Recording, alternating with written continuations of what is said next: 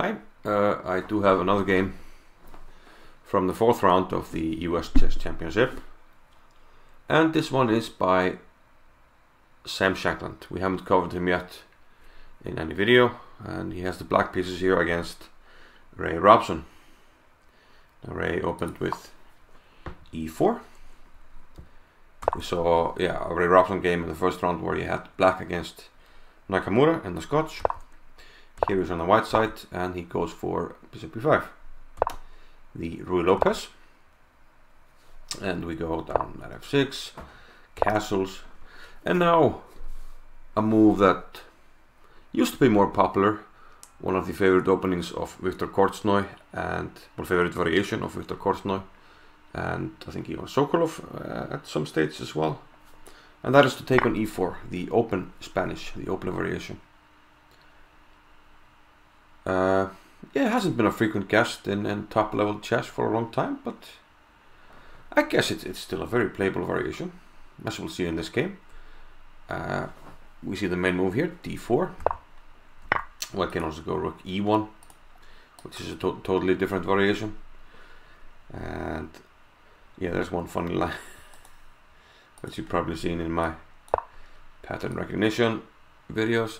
Let's say here, yeah, that's a trap. Like here, bishop e7, knight c3, takes, castles, takes, queen d5, and if d6, and Anastasia made hello. Okay, but you can see this in the pattern recognition video, a bit outside of the scope. So I went off on a tangent there. Okay, okay, it's my channel. I can do what I want. Okay. So yeah, but d4 is the main move. Now b5, bishop b3, and d5.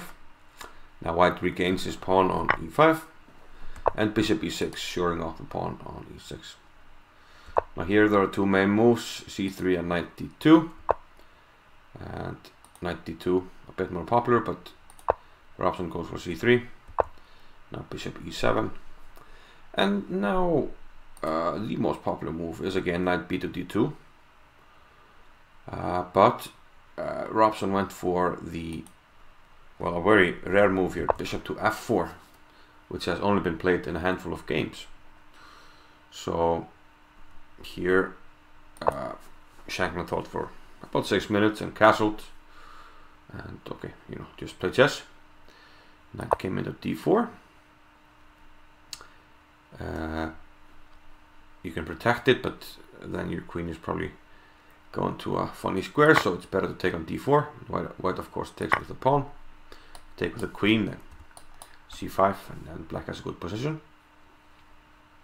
After c takes d4, f6, white chips away at the black chips away at the white center with f6. Similar break to what we often see in the French defense. Knight d2, and now white, I keep saying white, black eliminates white center here. F takes e5, and bishop takes e5. So probably a balanced position still. The knight retreats to d6. Seems like it's eyeing some prospects here on c4 maybe. Bishop c2, queen to d7, rook e1.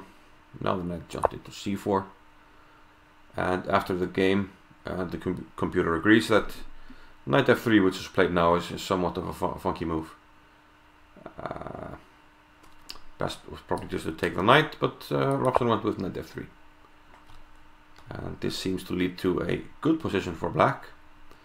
And Shankland immediately took a chance and pinned the knight. So it looks like white has to watch out. He's going to get a bad pawn structure. So he has to hope for some play against the king. And there are some lines where, okay, he can allow black to take an f3, and he has some pressure with the bishops and tries to push the h pawn.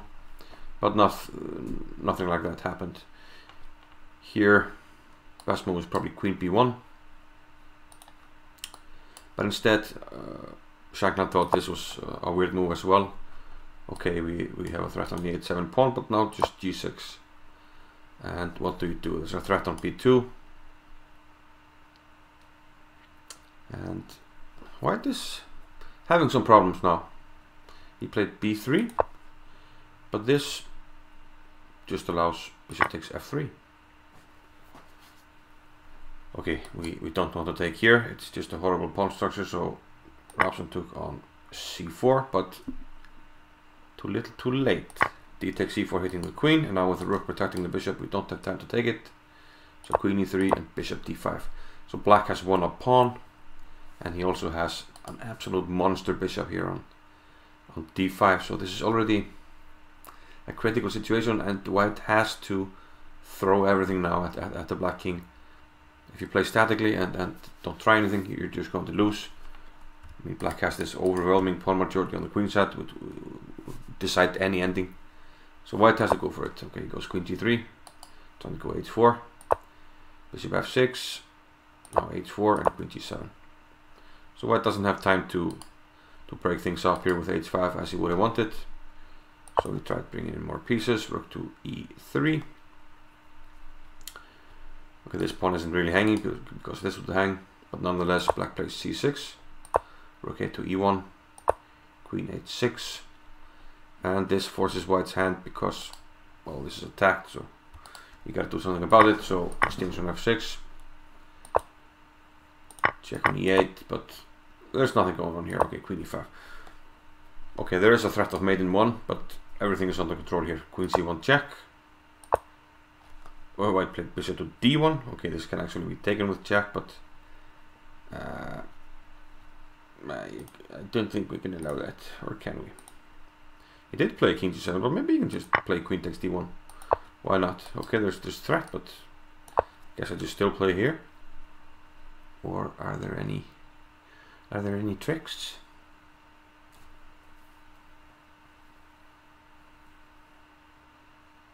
I have to be careful about some perpetual tricks here, but I don't think there are any here. Maybe queen e7. Queen e7, rook here, and queen back. How do we do anything? If bishop f7, we can made it. So, so bishop d1 was actually a clever move, and Shankland didn't take. He played king g7.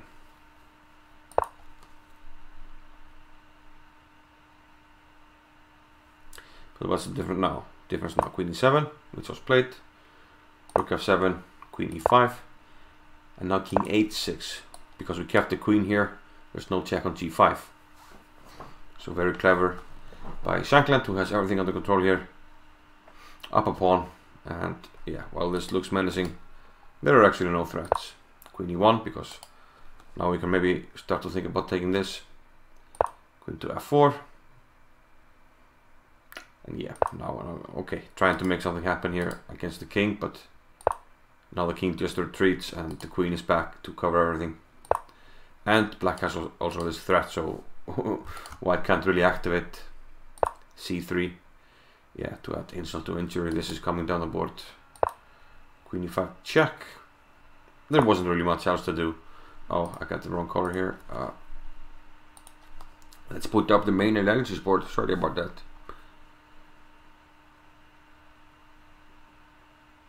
Yeah, queen e5. There's not much to do, like I said, because this is under attack, so the queen is tied down.